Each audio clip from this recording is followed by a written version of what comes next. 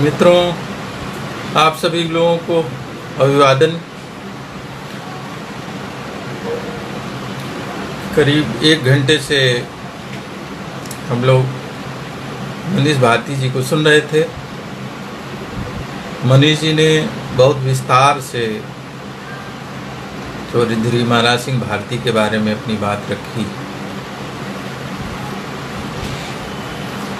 मैं कम समय लेते हुए ही कुछ बातें रेखांकित करना चाहता हूँ।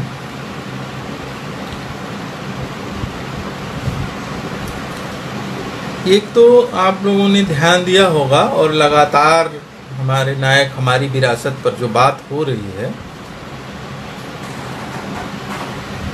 तो आप सभी लोगों का ध्यान गया होगा, जो लोग भी निरंतर सुने होंगे, कि देश के हर कोने में और करीब करीब सभी, माने बहुजन समाज, पिछड़े वर्ग की जो जातियां हैं, दलित समाज की जो जातियां हैं, आदिवासी हैं, करीब करीब सभी के बीच से बहुजन नायक पैदा हुए हैं। चौधरी महाराज सिंह भारती, जैसा कि मनीष भारती जी ने बताया और आपको पता होगा कि जाट थे।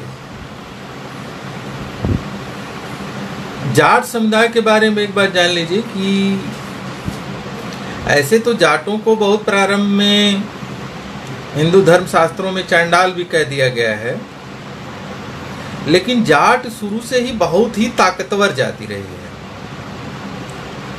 और पूरा पंजाब, हरियाणा, राजस्थान का बड़ा इलाका, पश्चिमी उत्तर प्रदेश का बड़ा इलाका, पाकिस्तान का भी जो पंजाब वाला इलाका है, ये पूरा का पूरा जाट बेल्ट है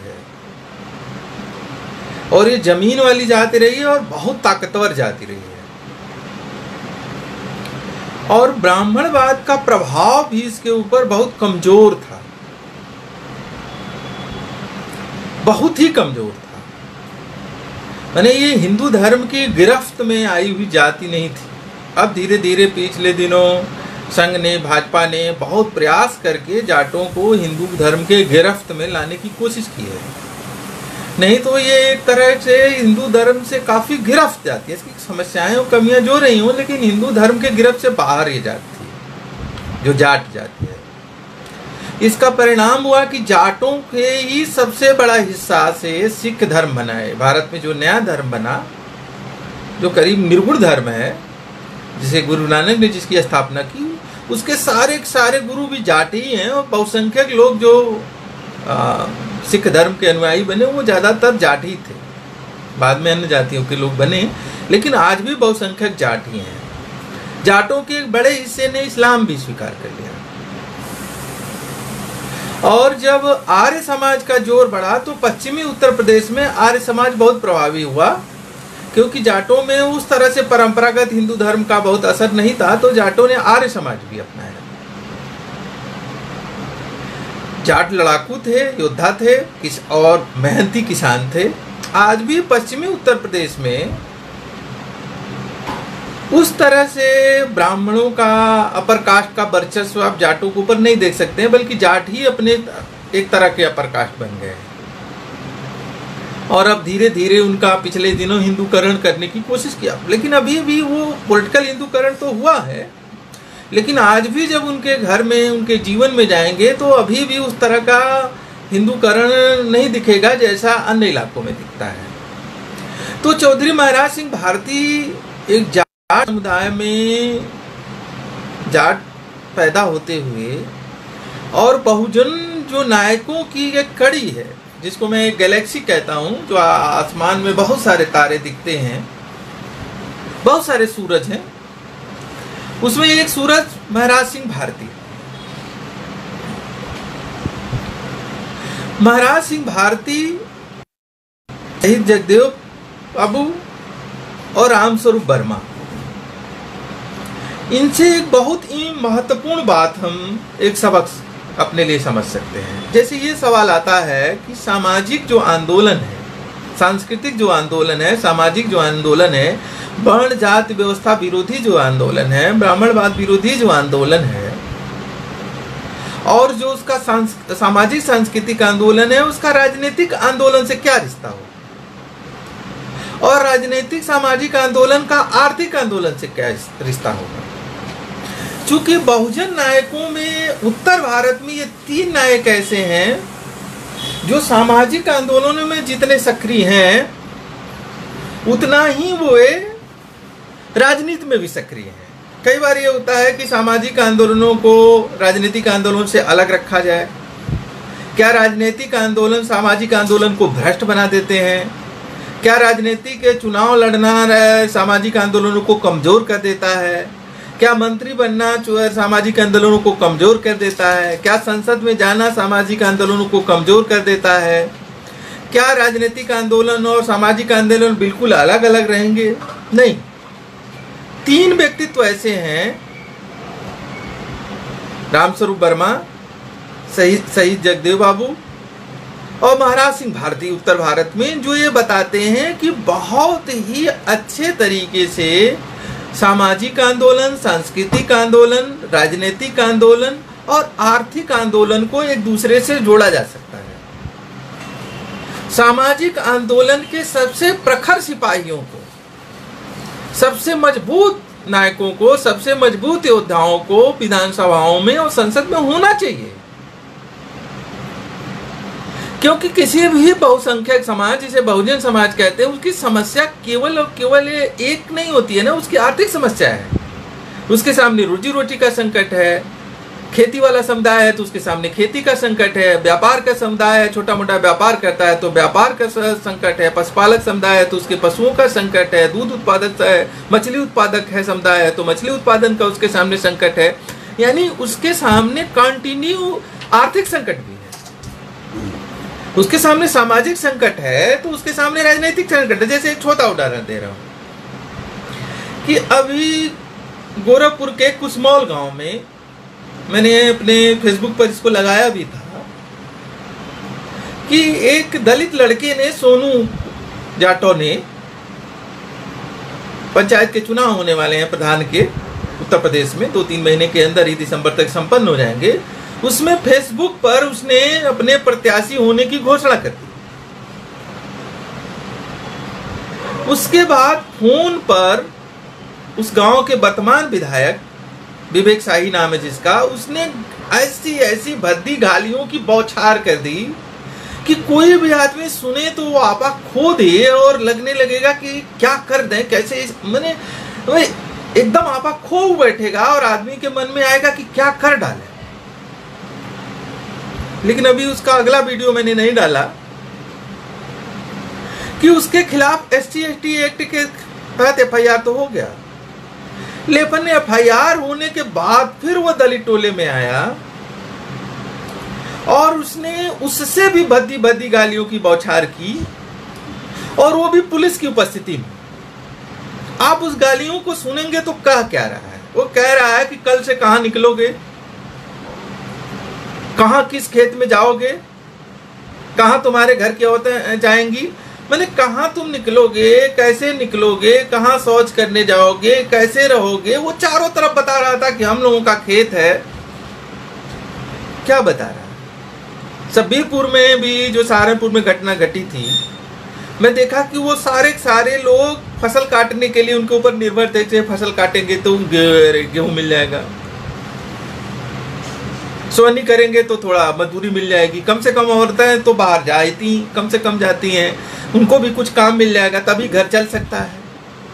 तो ऐसा तो नहीं हो सकता है कि खेती अरे वो अर्थव्यवस्था में कमजोर हो दलितों का बड़ा हिस्सा, या अति पिछड़ी जातियां हैं भारत में, जैसे नाई जाती रही है, जैसे कहार जाती रही है, जैसे कुम्हार जाती रही है।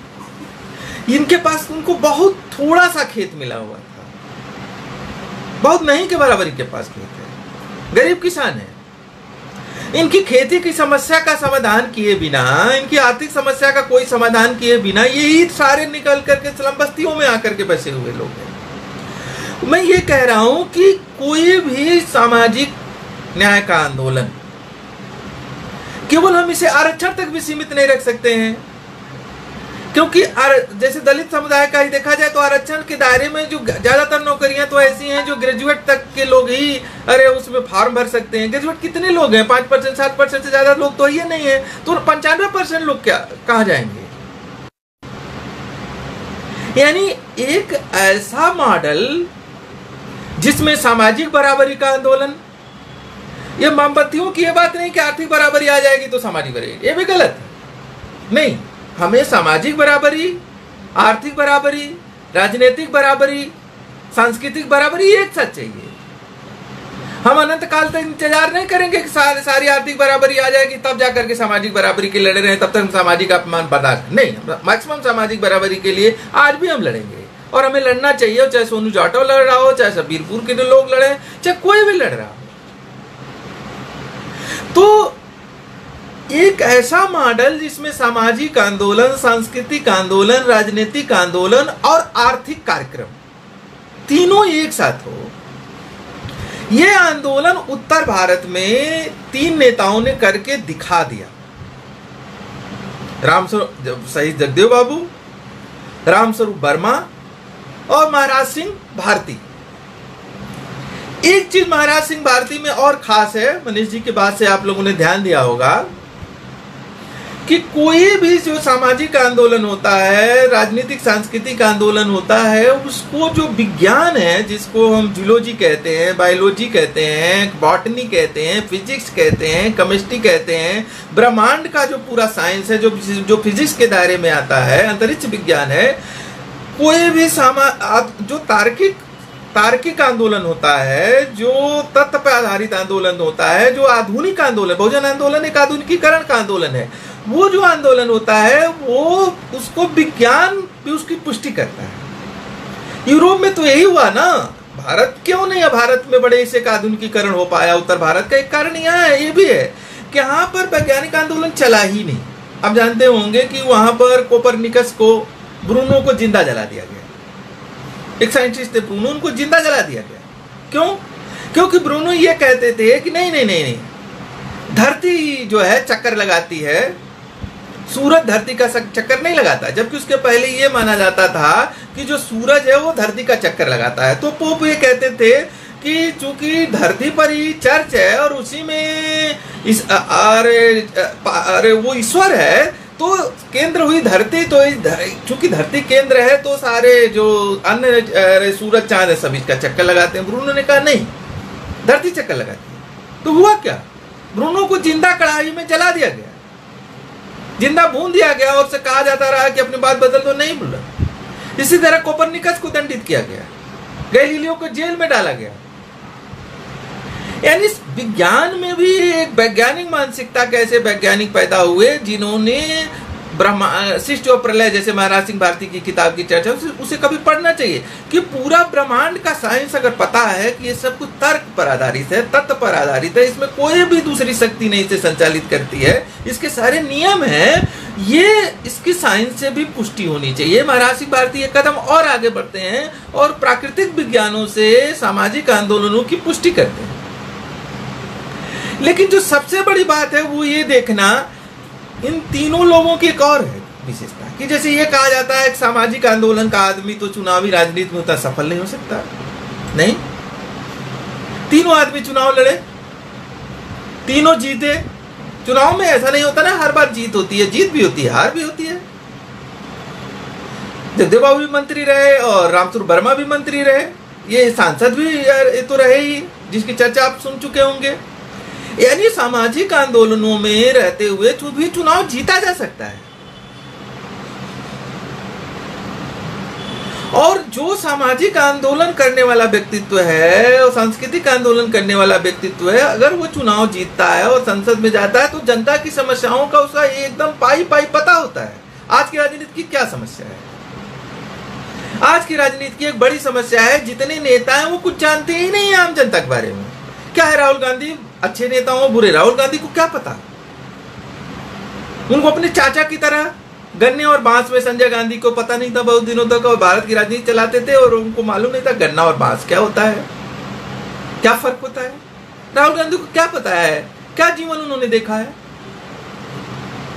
मैं और इसको अदरवाइज नहीं लेना चाहिए। अखिलेश जी ने क्या देखा है?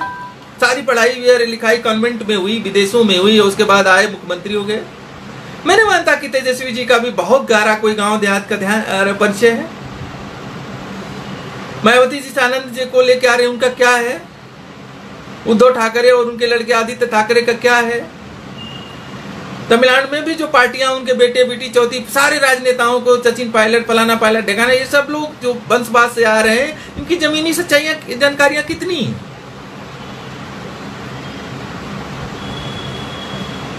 खुद ही संघ का जो हमारे प्रधानमंत्री जी हैं, संघ के सेवक जितने रहे हों कि गांव देहात की सच्चाई का वो एहसास नहीं होता, उनकी किसी पॉलिसी में तो नहीं दिखता।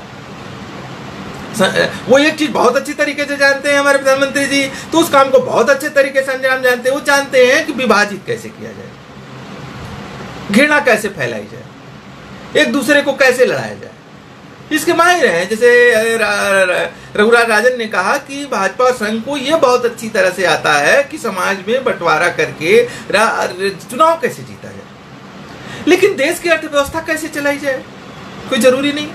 तो मैं ये कहना चाहता हूं कि ये तीनों नेता जमीन से जुड़े हुए लोग, सामाजिक संघर्षों से जुड़े हुए लोग थे, और महाराज सिंह भारती भी पूरी तरह जमीन से जुड़े हुए नेता थे। एक बात पर ध्यान दिलाना चाहता हूं कि चाहे वो मराठा हो चाहे जाट हो, ये मान लेना कि मराठे, जाट और रेड्डी ये सब हिंदूवादी हो गए हैं और बहुजन आंदोलन के बिना चलेगा, ऐसा नहीं सोचना चाहिए।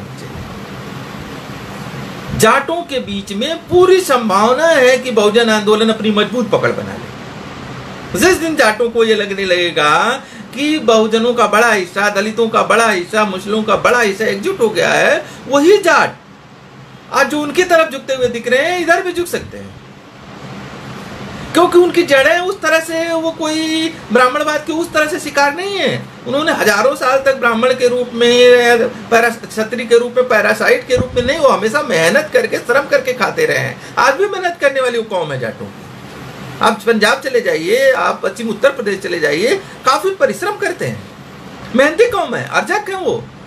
और अर्जक संघ बना हुआ था तो अर्जक संघ में जाट थे और वो अर्जक हैं। तो जो भी देश में अर्जक है, उन अर्जकों को हमको एकजुट करना चाहिए सामाजिक समूह के तौर पर। जैसे पश्चिमी उत्तर प्रदेश में बड़े पैमाने पर महाराज सिंह भारती के व्यक्तित्व का, उनके विचारों का प्रचार प्रसार होना चाहिए। एक पूरी जमीन बनाई जानी चाहिए। और हम लोग कई बार ये बात किए हैं कि देश का कोई कोना नहीं है जहां कोई ऐसा व्यक्तित्व दिखे नहीं। उधर लाहौर में संतराम बीए का इतना सारा साहित्य लिखा, इतना सारा काम उन्होंने किया है। नमो सूत्रा आंदोलन की हम लोग बात ही कर चुके हैं। बंगाल पूरा का पूरा, बांग्लादेश और बंगाल के बड़े हिस्से में जबरदस्त नमो सूत्रा आंदोलन। ये राजनीति, संस्कृति और अर्थशास्त्र का ये मेल कोई बिल्कुल नया नहीं है। फूले के यहाँ भी आप देखेंगे तो समय चुनाव तो नहीं हो रहे थे, लेकिन अर्थव्यवस्था हमेशा उनकी चिंता में है, क्योंकि जिन पिछड़ी जातियों का प्रतिनिधित्व कर रहे थे वो या तो छोटे किसान थे, या तो गरीब किसान थे, या तो मध्यम किसान थे। किसान का कोड़ा नाम से उन्होंने किताब ही लिखी। आप इस देश में बहुसंख्यक पिछड़ी जातियों के ही किसान हैं। आप किसानों को छोड़ के उसमें जाट भी शामिल हैं। किसी बहुजन आंदोलन की उम्मीद नहीं कर सकते हैं। किसान समस्या पर आपको बात करनी होगी। एक छोटी सी चीज, केवल सामाजिक इक्वलिटी की बात कर लेना और केवल आरक्षण तक बात कर लेना, तो हम केवल मांगने वाले में शामिल होकर के रह जाएंगे। और आंदोलन तब छोटी मांग, जिसकी जितनी छोटी मांग होती है वो उतना ही पिटता चला जाता है। तो ये जो लोग हैं वो मैं बार बार इस बात पे इस नाते जोर दे रहा हूं कि इन्होंने मॉडल बनाया। मॉडल कैसे बना? जैसे यह कारण नहीं है कि जगदेव बाबू की हत्या होती है, क्योंकि बिहार में सामंती ताकतें बहुत ज्यादा मजबूत थी और जगदेव बाबू के लिए बिहार में उनको चैलेंज करना बहुत ही कठिन था। और जगदेव बाबू खुद भी जो सामाजिक पृष्ठभूमि से आए हुए थे और वहाँ आर्थिक पृष्ठभूमि भी बहुत ही कमजोर थी। मैंने ऐसी परिस्थिति जिसमें कि सुई धागा ना हो जिस आदमी के पास, और वो विधायक मंत्री रह चुका हो और पत्नी कहे सुई धागा के लिए न पैसा हो, तो एक ऐसी स्थिति के आदमी है।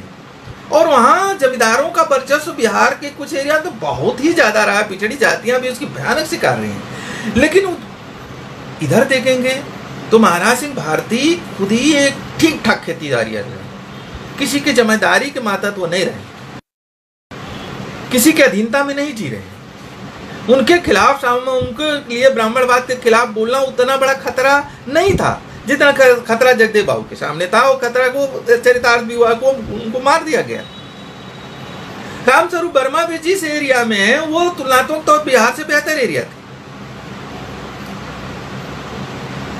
तो यह एक चीज जो मनीष जी को अरे आप लोगों ने सुनते हुए महाराज सिंह भारती का मैं भी पिछले दिनों जो साहित्य पढ़ा, जैसे उनके बारे में जो जाना, और फिर ये उससे मुझे ये समझ में आता है कि जाट जो है वो एक अर्जक कौम है, और जाट और मराठे दोनों बहुत ही मेहनती कौम रही है।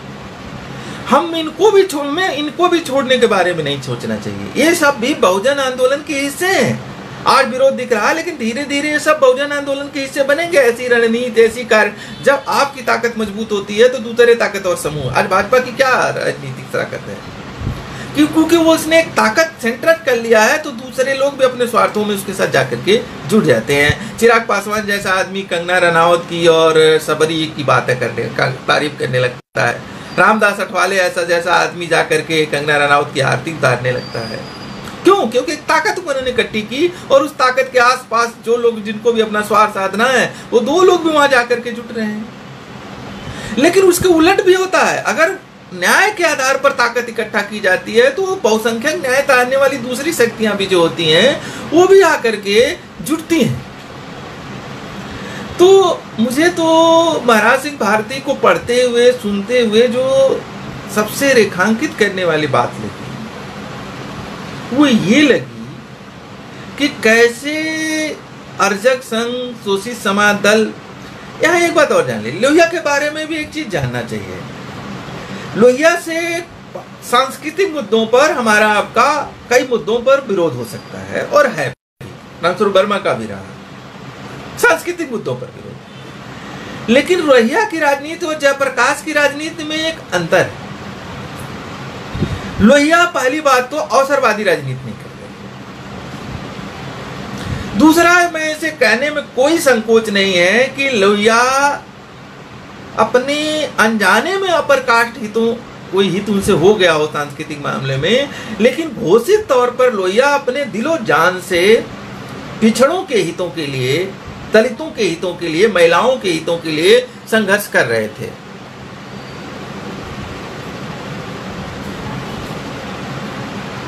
वो लोहिया जी मैंने वो लगातार, यहाँ तक कि अपने सभाओं में लोहिया ये कहते थे कि अगर मेरे प्रचार करने से मैं चुनाव हार भी जाऊं और लोग अपने पत्नियों को मारना बंद कर दें तो मैं अपनी बहुत बड़ी जीत समझूंगा।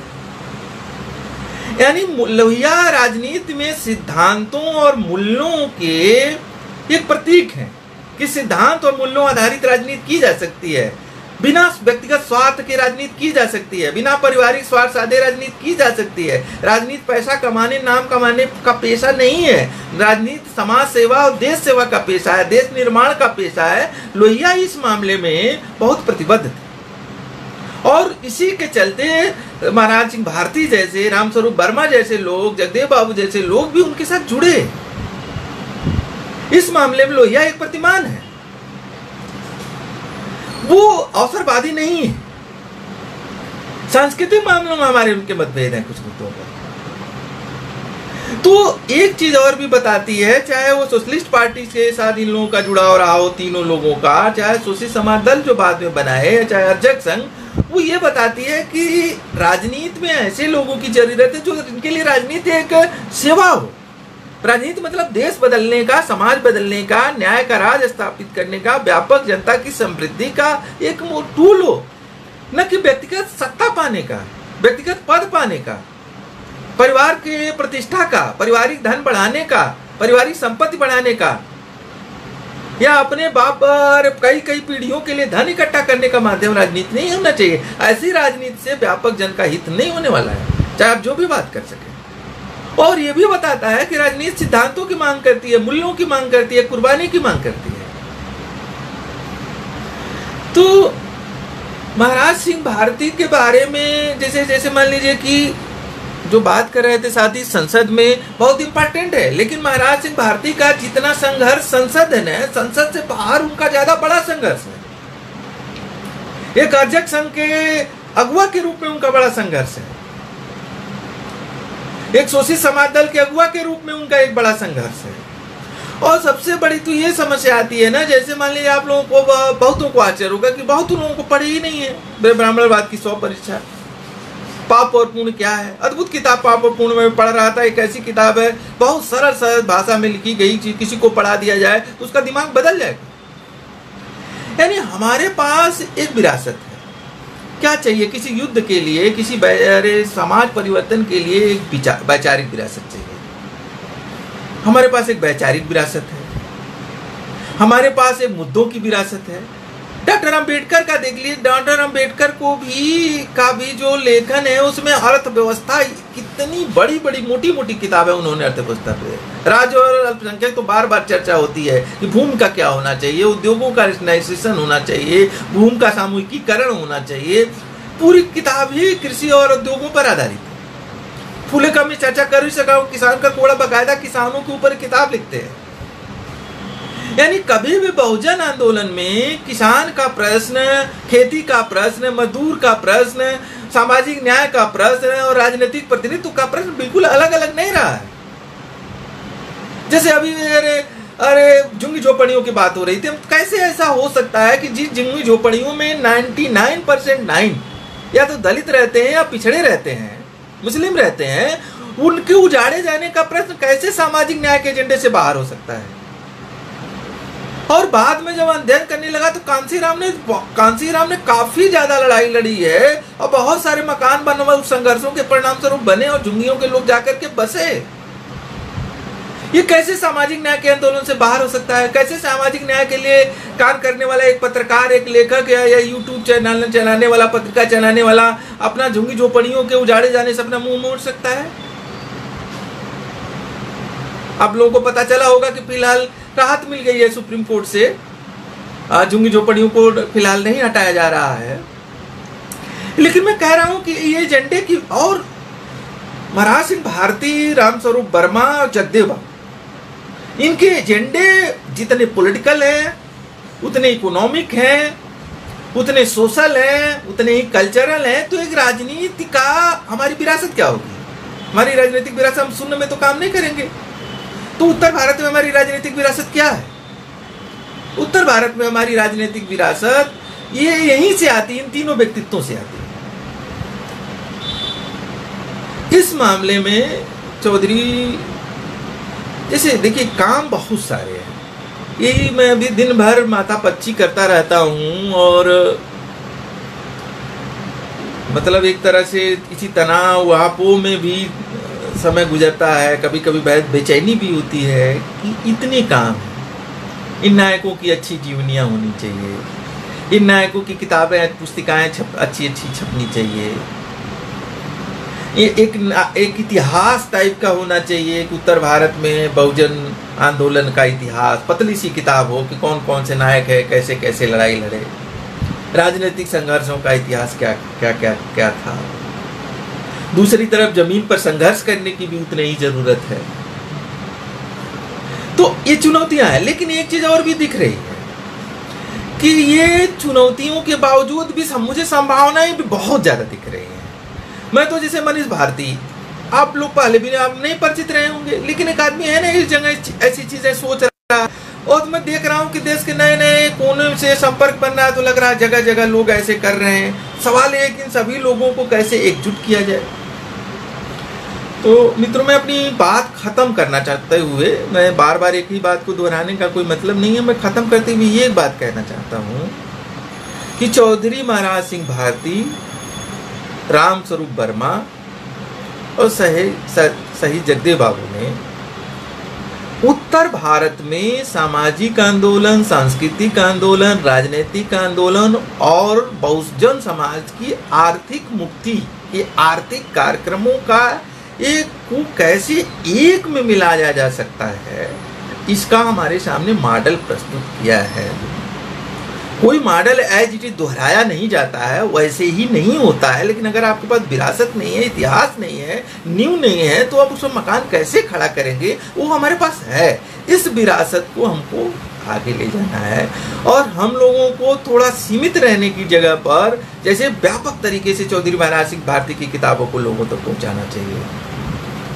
यानी जैसे जगदेव बाबू हमारे लिए हैं, जैसे रामस्वरूप वर्मा हैं, जैसे ललित सिंह यादव हैं, जैसे जिज्ञासु जी हैं, जैसे अच्युतानंद जी हैं, जैसे बाबा साहब हैं, जैसे ज्योतिबा फूले जी हैं, अयोध्या दास हैं, पेरियार जी हैं, आयंकली जी हैं, नारायण गुरु हैं, नमोशूद्र आंदोलन के हैं, मंगूराम शास्त्री जी हैं, मंगूराम जी हैं, चंद्रराम बीए जी हैं। मैंने एक पूरी गैलेक्सी है। इस पूरी गैलेक्सी को व्यापक तरीके से लोगों के बीच ले जाए। उसमें भी चौधरी महाराज सिंह भारती काफ़ी ज़्यादा कम अननोन है। रामस्वरूप वर्मा के बारे में लोग ज़्यादा जानते हैं। जगदेव बाबू, मुझे आश्चर्य हुआ कि मैं फॉरवर्ड प्रेस में ढूंढ रहा था। फॉरवर्ड प्रेस ऐसी जन संस्था जिसमें लगभग सभी बहुजन नायकों पर कोई न कोई लेख है। मुझे कोई बहुत अच्छा लेख महाराज सिंह भारती पर नहीं मिला।